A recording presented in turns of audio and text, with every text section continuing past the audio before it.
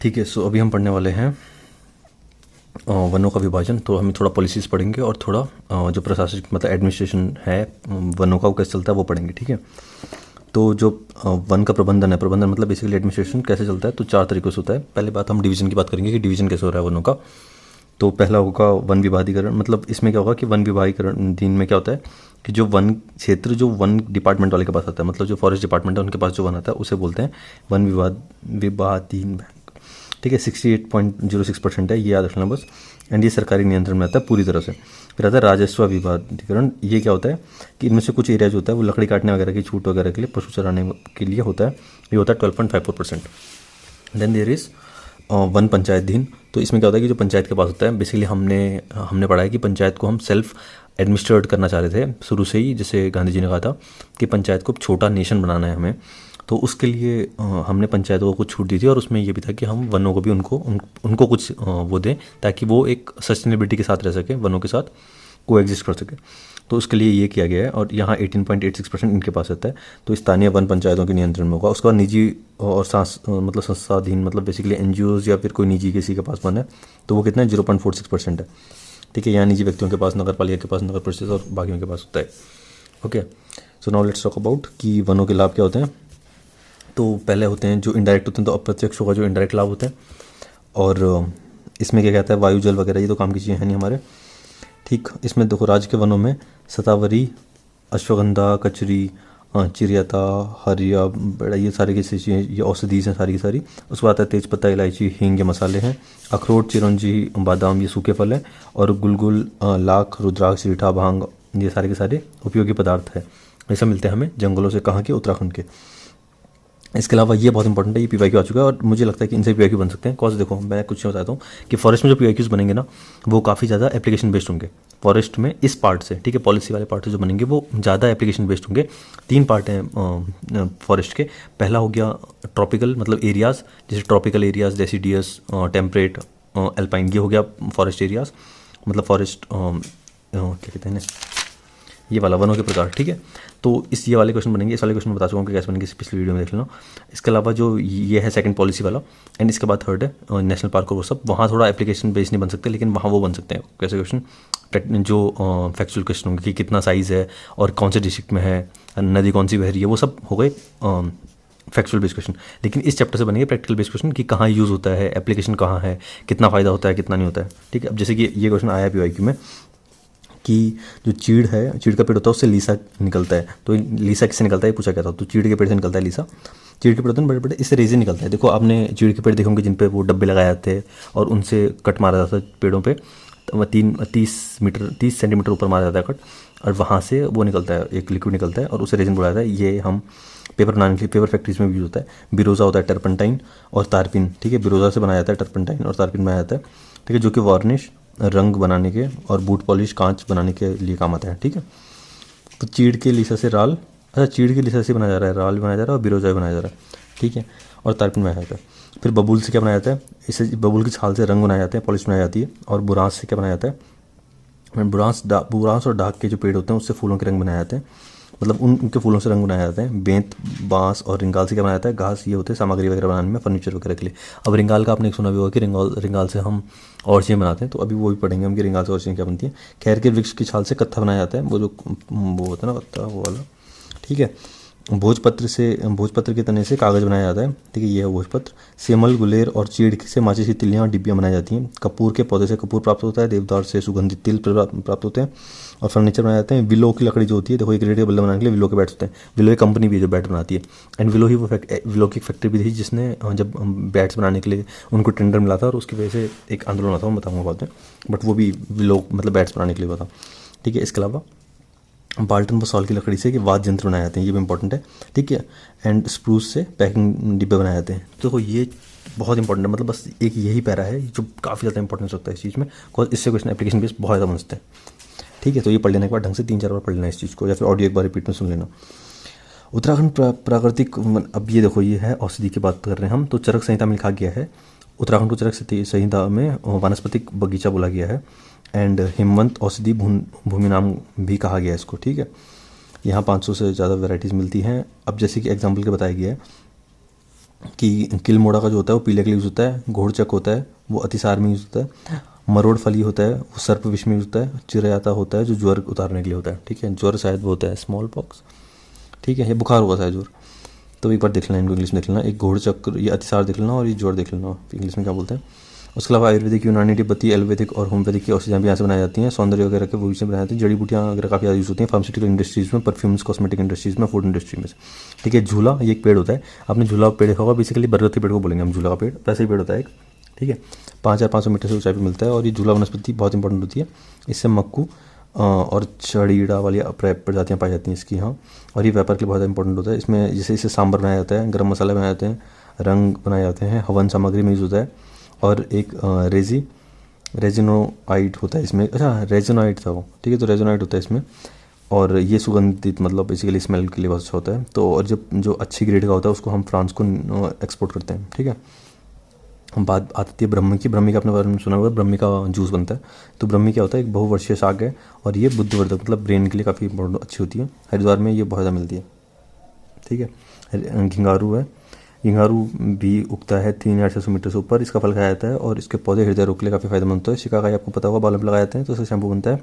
भीमल क्या होता है, इसका भी शैम्पू बनता है। बिच्छू या कंडाली का हमने साग खाया तो ये साग के लिए होता है और ये अमोनिया रोग को ठीक करता है, ओके। बैंकल जो होता है वो 4,000 मीटर की ऊंचाई पर मिलता है और इसका बीज से तेल निकाल कर भूटिया लोग खाते हैं, ठीक है। गठिया के रोग के लिए इसका तेल लाभकारी होता है, ओके। लेट्स टॉक अबाउट शावली। इसे निर्गुंडी भी कहा जाता है एंड ये वनस्पति राज्य में 1,000 मीटर की ऊंचाई से ऊपर पाई जाती है। ये गठिया के देखो इसका ना हर भाग इंपॉर्टेंट होता है, यहाँ पे लिखा हुआ है इसका हर भाग औषधिकल मतलब इंपॉर्टेंस रखता है, ठीक है। तो इसकी पत्तियाँ गठिया के लिए सही होती हैं, ठीक है, और कटे के लिए लाभकारी होती हैं। शावली ये शायद वो तो नहीं है, काला वाला कुछ बोलता है, उसे देखना पड़ेगा पर इसको। तो इसके पुष्प का उपयोग लूज मोशन, हैजा, बुखार, युकत एवं हृदय की बीमारियों को ठीक करता है। किलमोड़ा हो गया, ये दारू हरिद्रा या जरिश्क भी कहते हैं इसको एंड ये शीतोष्ण पौधा है। भयंकर हिंदी ने परेशान कर दिया। इसके अलावा थैंक यू, इसके अलावा इसका अर्क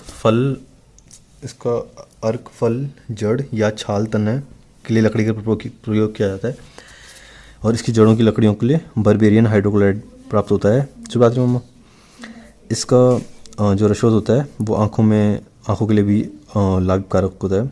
एंड देन जो ये पौधा होता है ये वन्यजीव अधिनियम के प्रथम श्रेणी में रखा गया है, ये बहुत इंपॉर्टेंट है। इसके पौधे को, किलमोड़ा के पौधे को वन्यजीव अधिनियम मतलब बेसिकली शायद वाइल्ड लाइफ प्रोटेक्शन एक्ट है शायद, या फिर एनवायरमेंट प्रोटेक्शन एक्ट, एक बार देखना पड़ेगा। वन्यजीव है ना तो वाइल्ड लाइफ होगा, तो वाइल्ड लाइफ प्रोटेक्शन एक्ट के अंदर इसे प्रथम श्रेणी में रखा गया है। ममीरा पीली जड़ी होती है और ये पीले रंग का होता है और ये ममीरा गांठ के लिए ठीक होता है। इसकी जड़ी टॉनिक वगैरह बनाने के काम आती है, ठीक है। इसका आता है उमेश, इसको हिपोपी भी कहा जाता है एंड इसको सी बकथॉर्न कहते हैं, ठीक है। सी बकथॉर्न बहुत ज़्यादा इंपॉर्टेंट होता है, मतलब इसके बारे में आप पढ़ोगे तो काफ़ी ज़्यादा मतलब ये बहुत हेल्थ के लिए काफ़ी ज़्यादा लाभकारक होता है। कैल्शियम, फॉस्फोरस और आयरन मिलता है इसमें और ये मतलब दवा से लेकर इसको सौंदर्य तक यूज़ किया जाता है टॉनिक्स वगैरह बनाने में।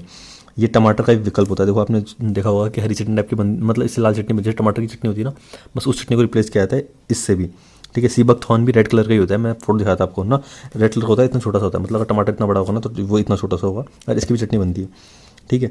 तो इसको चटनी के लिए बनाया जाता है, यूज़ किया जाता है। धुनेर होता है, इसको टेक्सास वाली चना बोलते हैं। ये वो ट्री था जिससे वो था ना कैंसर क्लास के लिए UYW करके सुना था हमने, तो यू यही है, ठीक है। कैंसर क्लास करने के लिए होता है। टेक्सॉल इसका नामक रसायन होता है इसके अंदर। ये बहुत रिसेंटली पाया गया था तो ये तो बहुत नया है काफ़ी ज़्यादा और 2,000 मीटर की ऊंचाई मिलता है और ये उत्तराखंड में ज़्यादा मिलता है, बड़ी बात ये भी है। इसके अलावा ऊंचाई के अनुरूप अब ये उपयोगी पौधे हैं, ये पौधे वगैरह बता रहे हैं कौन कौन से इंपॉर्टेंट पौधे हैं, ठीक है। एक मिनट जस्ट,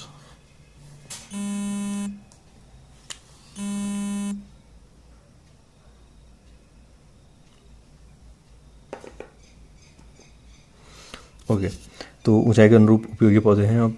तो इसमें क्या 1,000 मीटर से ऊपर ऊंचाई तक अनंत मूल, गिलोय और पहाड़िया, वनस्थली, अदरक, चुगंधा, इलायची मिलते हैं और ये सब पढ़ लेना एक बार यार प्लीज़, ये वाला एक बार पढ़ लेना। 1,000 मीटर से ऊपर कौन मिलता है, 1,000 से 1,500 के बीच में चाय, पाइथीरियम, जीरोनियम मिलता है। केसर, बद्री, बेलोरियम, कड़वी, हंसरान, भयंकर बहुत सारे। 1,500 से 700 के बीच में मिलता है समोयापाती। इनको कैसे याद करना है, इनको याद करने का बस एक ही तरीका है कि आप कौन सी हाइट पे कौन कौन सिटी थी ना, मैंने बताया था कि कौन कौन सिटी होती है किसी साइड में, तो जिस साइड में जो सिटी है ना उस सिटी से इनको याद कर लो कि इस सिटी में यही मिलता है, ठीक है। तो इसको उससे याद कर लेना, जैसे कि 3600 पे कौन था, टिहरी था ना, तो टिहरी से याद कर लेना। ठीक है। रानी चौरी 4000 पे था तो 4000 से याद कर लेना। 1700 मीटर से ऊंचाई पर ये मिलते हैं रीठा, ये सब लेवेंडर वगैरह। अब बात कर लेते हैं जड़ी बूटी संग्रह, मतलब बेसिकली ये जितने भी क्या बोलते हैं इसे, संग्रहण क्या बोलते हैं, म्यूजियम काइंड ऑफ। तो सर्वप्रथम राज्य के कुमाऊं क्षेत्र में बेलाडोना की खेती शुरू की गई थी। ये बहुत इंपॉर्टेंट है। कुमाऊं क्षेत्र में बेलाडोना को फार्मिंग स्टार्ट की गई थी। एंड यहाँ अफीम, कुटकी, पाइथेरियम, जीरोनियम के भी यूज़ किए जाते हैं। और बायोडीजल के लिए जेट ट्रोफा यूज़ किया जाता है। आपने पढ़ा हुआ है बायोडीजल की पॉलिसी जो नेशनल मतलब इंडियन लॉन्च की, तो उसमें जेट ट्रोफा बहुत इंपॉर्टेंट था उस टाइम के लिए। बेसिकली पोटैटो जैसा होता है दिखने में, ठीक है। 1972 में जड़ी बूटियों का संग्रह के लिए साहित्यकारी विभाग ने जड़ी बूटी विकास योजना के तहत शुरू किया था इसको। 1980s में जड़ी बूटी संरक्षण के लिए जिलेवार विस्तृत सहकारी संघ, ये फालतू था, ये याद कर लेना। संस्थान कौन कौन से जड़ी बूटी के लिए, तो इंडियन ड्रग्स फार्मास्यूटिकल लिमिटेड है ऋषिकेश में। इसके अलावा कोऑपरेटिव ड्रग फैक्ट्री है रानीखेत में। कुमाऊं मंडल विकास निगम नैनीताल में है। गढ़वाल मंडल विकास निगम GMBN बोलते हैं इसको, ये पौड़ी में है। इसके अलावा कुछ संस्थान है वो क्या क्या उच्च स्तरीय, ये वही है हाई एल्टीट्यूड प्लांट रिसर्च, ठीक है, सेंटर शायद, तो ये श्रीनगर में है।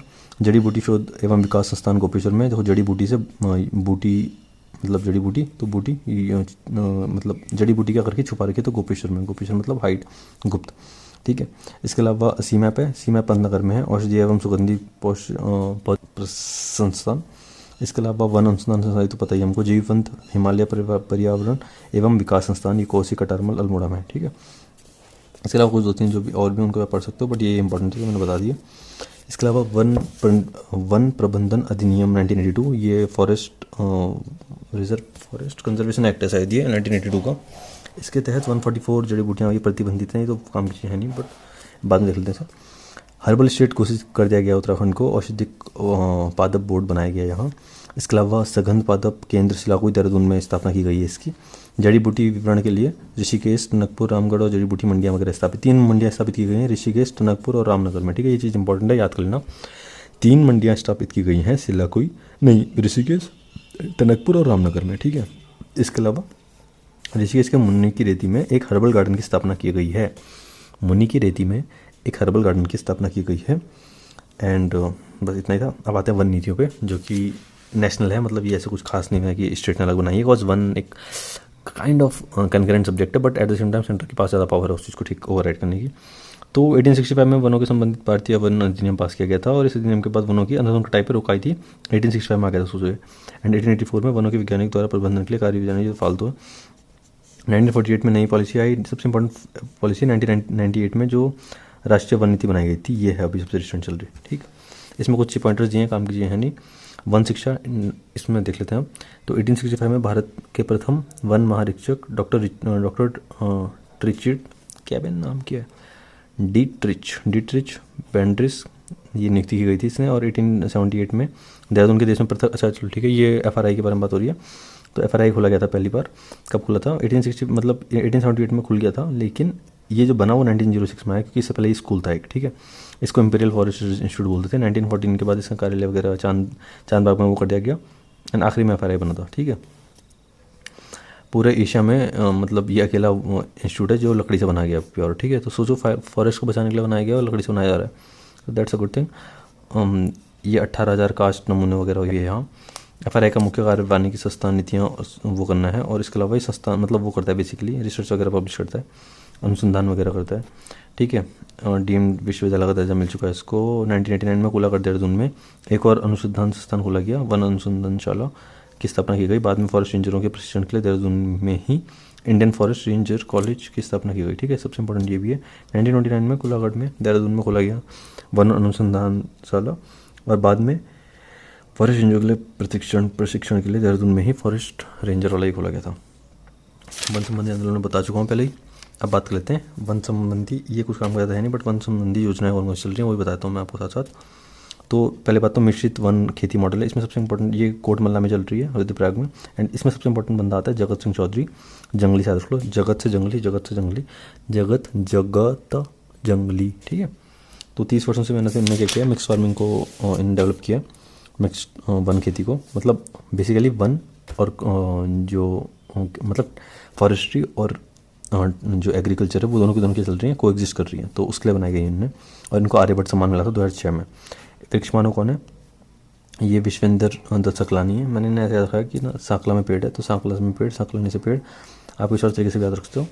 अपना काम अपना वन, ये कुछ खास है नहीं, बस बेसिकली हमने अतिरिक्त मान हटाकर वृक्षारोपण करना है। नागरिक एवं स्वयं वन संस्थान योजना, ये भी कुछ काम का है नहीं हमारे, ठीक है। वन पंचायत इंपॉर्टेंट है। ब्रिटिश काल में 1931 के टाइम पे वन पंचायत का गठन किया गया था और यहाँ 18% वन, अभी इस टाइम पे वर्तमान में 18.86%, मतलब 19% बेसिकली वनों के पास, वन पंचायत के पास है वन, ठीक है, वन का बेसिकली होल्ड, ठीक है। नर्सरीज क्या होता है आपको पता है, कई हाईटेक नर्सरियाँ खोली गई हैं जो पौधे रोपण के लिए, क्योंकि देखो मेन पार्ट होता है सेंसिटिव ट्रे होता है कब, जब वो प्लांट हो रहा होता है, उसके बाद जब वो बड़ा हो जाता है तो उसका तो पार्ट खुद ही बन जाता है, मतलब उस पर इतना ज़्यादा होता है कि वो खुद को ग्रो कर सके आराम से। तो मेन नर्सरी के यहीं पे प्ले आता है रूल, मतलब रोल होता है।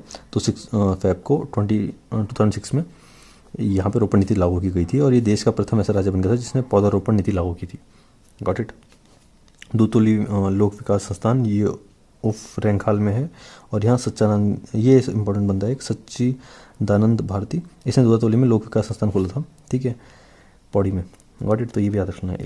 एक और टास्क फोर्स लास्ट है, ये कुछ काम का है नहीं, बस भूतपूर्व जो सैनिक है उनको गार्ड कराया जा रहा है, उनसे क्या वो फॉरेस्ट गार्ड कराए जा रहे हैं, ठीक है। इसके अलावा कुछ और बचता नहीं है। तो चैप्टर पूरा खत्म हो चुका है अब, ठीक है। बस थोड़ा सा ये बचा हुआ है, ये आप खुद पढ़ लेना, ये पहले चैप्टर का पहला पेज है, बस वो ये पढ़ लेना एक बार थोड़ा सा, ठीक है। Thank you, bye bye.